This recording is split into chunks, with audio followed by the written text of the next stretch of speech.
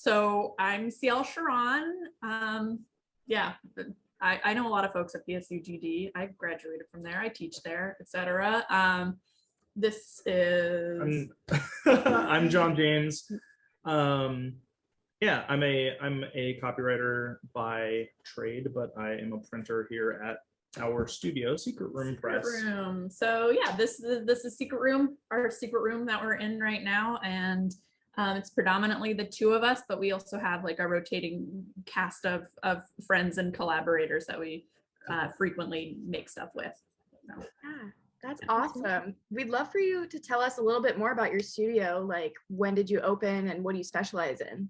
Yeah, we were like trying to remember the timeline of how this started the other night, and we're like, well, does that make sense?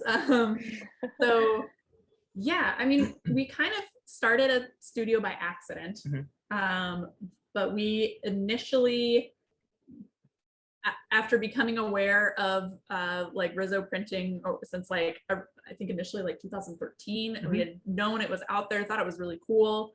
We initially bought our first machine in what year? That was we got our first machine in February of 2017.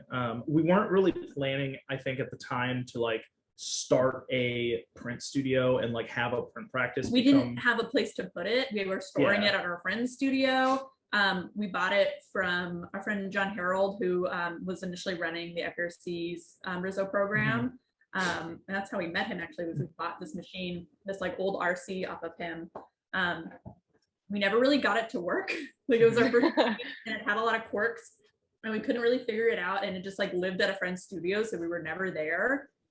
Yeah. And we eventually were just like, this isn't fun and this isn't productive, and we don't have the, like, we want to print and not at the moment like fix a machine. So we actually ended up donating it to Outlet, to Kate, as she was starting Outlet. And I know that she had also gotten this, like the same type of machine from Jason Sturgill. So they had like a bunch to start with, like kind of like broken machines.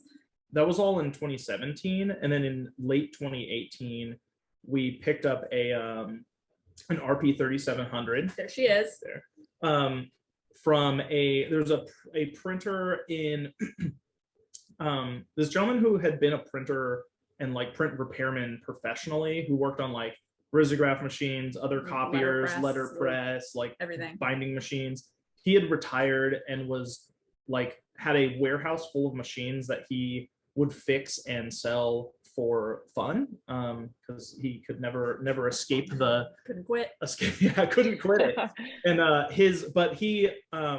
he unfortunately passed away, and his son was like, I gotta get this out of here. I don't know any of this. And so like a full storage garage facility, up in Tacoma, full Washington. of like stacked on top of stacks, like different kinds of printing equipment. It was kind of amazing. Yeah, so we picked that up in late 2018, and that was an RP 3700, and then it lived in our house for a little bit, in our garage. Cielle had been working with other designers who were doing freelance work in a space called Same Page, which was it was an 811 building on East Burnside. It was actually Briar Levitt first had that space, and then I eventually kind of like moved in, and then other people, so a lot of people kind of passed through it.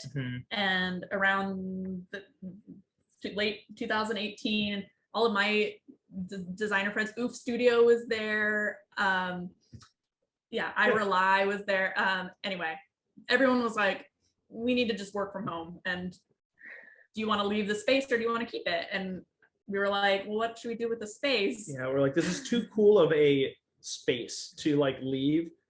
And then at the same time, we had like a lot of stuff going on with our friends in the comics and illustration world, and we started reaching out to people and saying, hey, we want to put a risograph in this space and some tables.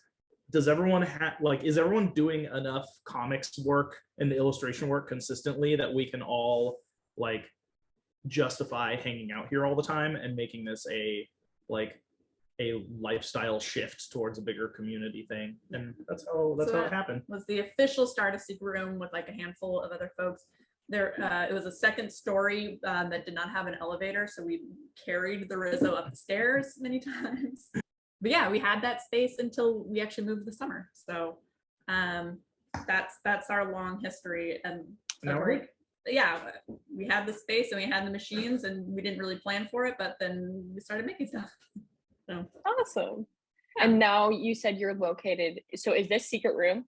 Yes. So we got an Cool. even more secret room than we Yeah. used to have. It was in our backyard in Lentz, and it's really nice to just have like a dedicated space back here. It's also great to not have to commute to it instead of being Mhm. like, we tried to fix this drum and now we got to drive like 5 miles to see if it'll work, and then you put it in and there's an error and you're like, I guess we go home now. Right. Yeah, it's really increased our, like, it's done, I think, two things. It's like increased how much we can do, because we both have day jobs outside of printing, but it's also like allowed us the opportunity to like integrate our life and printmaking, like our normal life and our printmaking life into like one thing in a way that was just impossible before. I want to shout out I was really trying to rack my brain about like the first time that I did remember encountering Rizzo, and I think it was a show that Jason Sturgill did, like a residency that he did in like 2013 at the like Museum of Contemporary Craft, where he like had his old RC in the space and like people would come and like collaborate on prints, and like he would post, he was like posting on Instagram at the time, like, here's the thing I just made with so and so, and I was like, what is this like cool medium that like immediately makes you like lets you print beautiful art pieces. And so like from that point I started to notice it more. I think like a lot of things, Jason introduced a lot of people to like the medium of Rizzo that way. And yeah, obviously since then it's gotten much more well known and sought after. Yeah. Sweet. Yeah. And it sounds like you guys, I mean, you've obviously worked with the Riso for a long time. What would you say your favorite part about working with it is? Yeah, I mean, it's like also a collaborator as much as it is like a tool, because you never know 100% what you're gonna get. And it's a fun challenge to kind of lean into the uncertainties of it. Like as much as you can like mock things up and test out what like colors are gonna look like, you never really know until you try it out and you're like, whoop, that didn't work, or like, whoa, it didn't work the way I thought it did and it's so much better. So just playing around with it and letting it do its own thing is pretty fun. Yeah, I think for me, my favorite thing about the Rizzo, we kind of have like over time sort of split like what our focus is with the machines. We both make art and print art on our Rizzo, and but Cielle has a background in graphic design and is much more like comfortable with that side. I'm not a graphic designer, and it is like I can't wrap my head around a lot of the like ways that the production stuff. Yeah, the production stuff. How do you get from like the art to how do you like see where it's going to translate to? But for me, I think what I've really gotten into is the challenge of understanding, fixing, and repairing machines. So I think it's been a really good system for the two of us, because it's kind of owning a risograph machine is like 50% using it and 50% fixing it. And we often like almost everything when we pick up new drums and we're like, let's get a new color on, we're almost never picking up a drum that works, to understand how the experience of like getting a machine code error and then opening up the back of the Rizzo and going, I know which gear this is. I now have done this enough that I understand this like this weird intricate getting thing. out the multimeter and being like, power like where's the power going from this to here? this?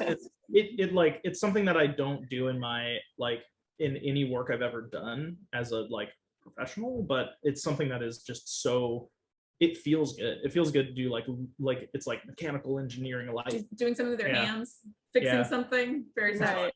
And then when you put in a drum that's been saved from the graveyard and it works. Yeah, a colored paper comes out, you're like, oh, it's incredible.